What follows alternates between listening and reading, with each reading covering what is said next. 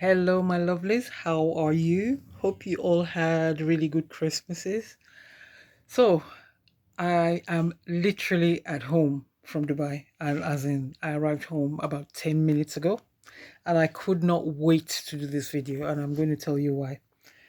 So, I'm going to give you a play by play, and I'm going to try and keep this under 10 minutes of how the way it wants. So, to give you a background, I first went to Dubai in 2016 and I fell in love with the place. And I've been talking about it ever since. I've been excited to go back. There were a few tourist places I wanted to see. I had a very, very good impression of the place. And I stayed in the Ritz Carlton.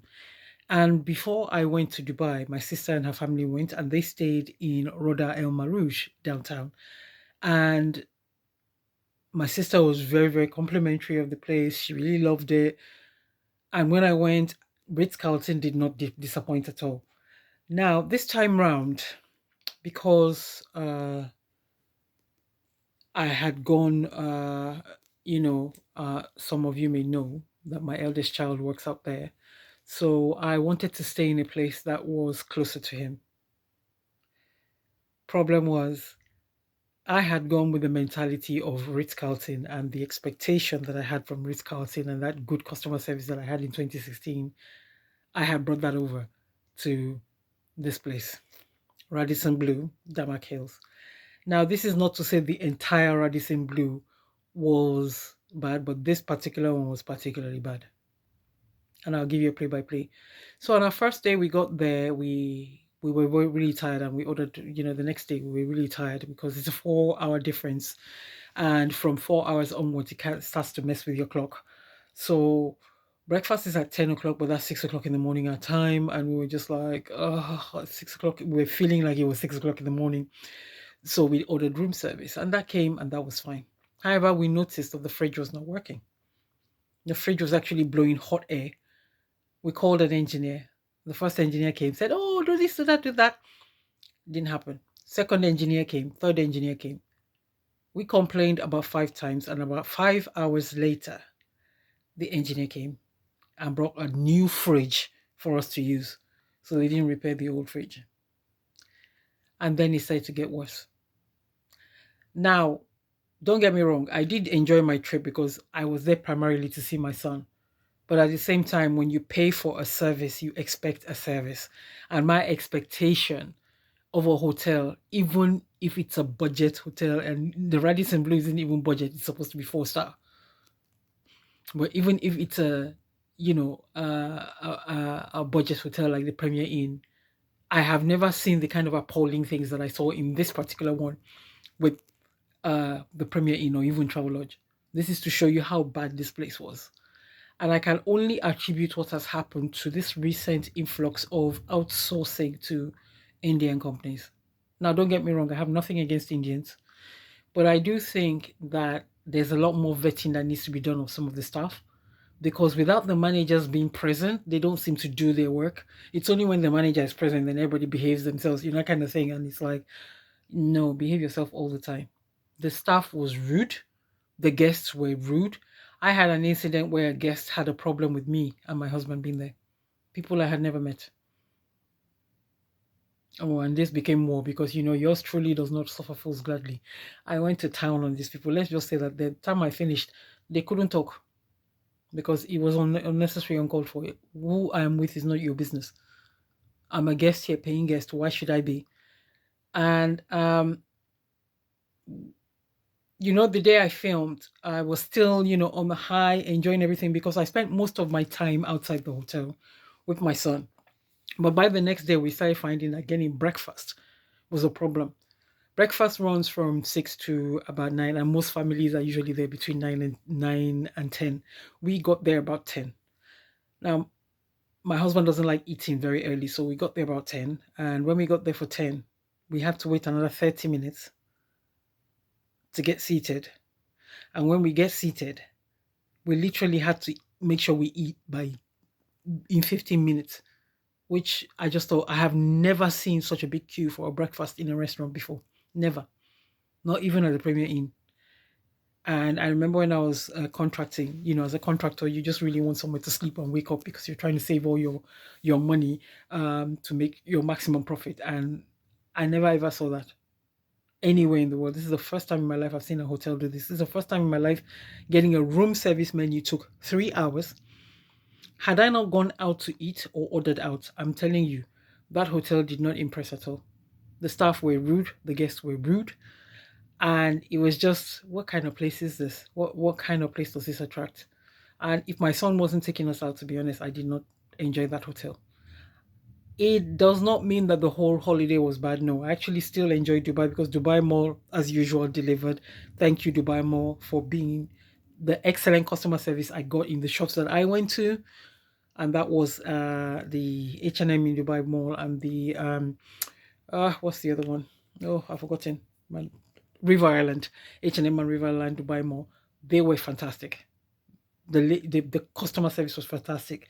The tourist sites we went to, customer service was fantastic there. But one thing I'm going to say is that a lot of the bad experiences that I experienced on this trip is due to a large influx of Africans who unfortunately are doing very menial jobs. And people tend to look down on black people in general for that. And I don't think that's an excuse, personally, to look down on anyone, because I still think unless you know a person to a certain extent, you cannot make a judgment or an informed judgment. And it's very ignorant to assume that a person has come there. And then secondly, this person is a hotel guest. Why would you assume that they've come for a menial job? A person who's come for a menial job would not be staying in a hotel and spending the money the way we were spending our money on meals. But that's just the way I would look at it if I was in their shoes. I'd be like, okay, this person's definitely a tourist. No, and not that anybody deserves to be treated that way, but you know what I mean? I just noticed that. And my son said it's a big problem actually in Dubai that if he wasn't British and wasn't, covered by being British, people who've come in on African passports are treated really, really badly. And it's something I did not notice the last time I was there. So, and again, one thing I did say, it's also this Indian population that has moved to Dubai that is actually doing a lot of this stuff, not even the Emiratis. It's very disappointing, because when I went to Global Village to get a nice traditional Dubai thing, which is what I wore to Kiza, hats off to Kiza. My girl Ikekbo, she's doing her thing. Ikekbo and George are doing their thing. Kiza's really, really good.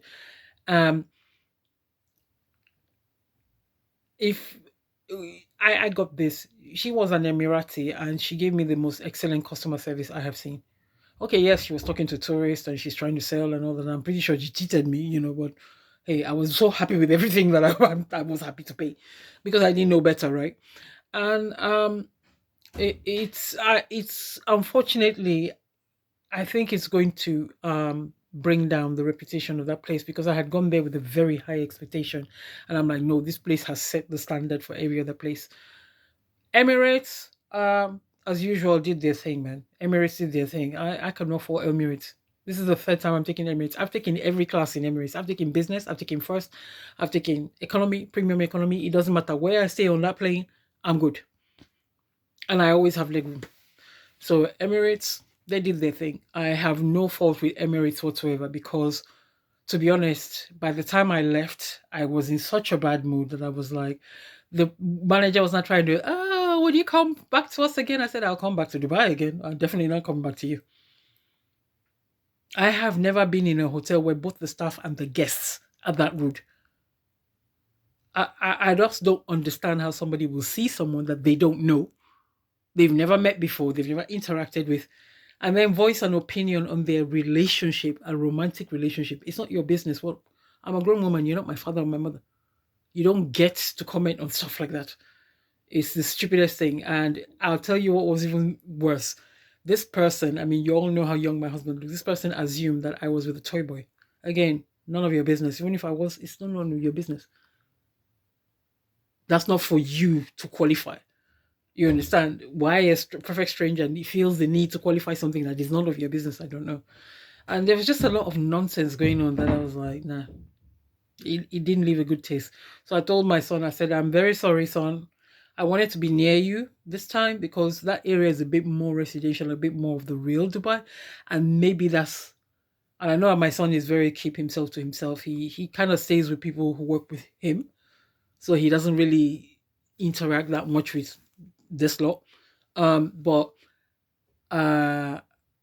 one thing I said to him, I said, next time I'm coming, I'm staying in Roda Marush, I'm staying in the 5 star. I am going to be staying where I expect to be treated with a certain manner of dignity, which I did not get at this hotel at all.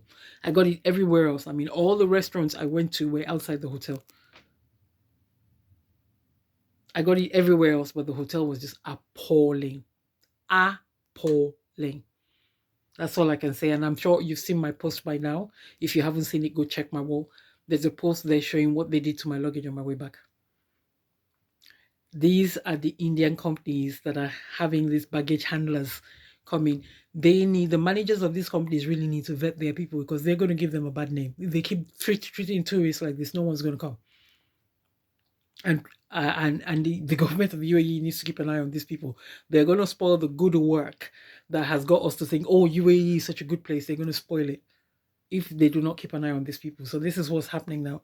And I'm like, no, I was not impressed at all on this particular trip.